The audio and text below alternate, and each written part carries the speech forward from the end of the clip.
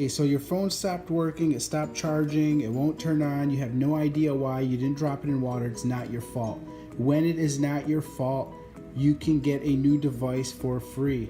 You have a 1-year warranty with Apple without insurance, and it's not going to cost you a penny. Keep watching to find out.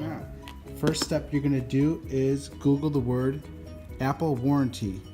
Hit the search button, and you're going to go to a website. Take you to where it says Apple check coverage or Apple warranty. Either one of these will work.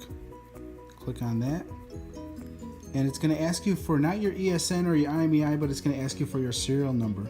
And here I have an iPhone just for demonstration purposes. You're going to go to settings, and then you're going to go to general, about phone, and scroll and look for your warranty. It's also on your box, but most people probably don't have their box. And you're looking for serial number. This one says F17MG.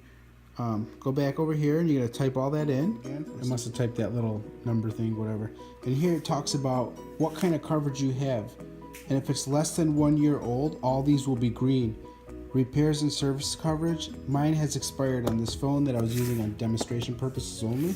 But if it's less than a year old, whether it's an Apple laptop, iPad, anything, and this goes for any electronic, honestly, but then you just have to get a hold of that customer support. Say if it's Samsung, or even if you have a, just give you an example, like a Nintendo DS game system handheld, and for some reason it's defected and it's not your fault. When it is not your fault, you can just Google customer support for that device and then go from there, and they'll guide you on how to get a new device, because if it's not your fault in 1 year, you don't have to buy insurance for every device that you have in order to get it repaired. So just give you an example. It says valid purchase date, check, telephone technical support, mine has expired, and repairs and services.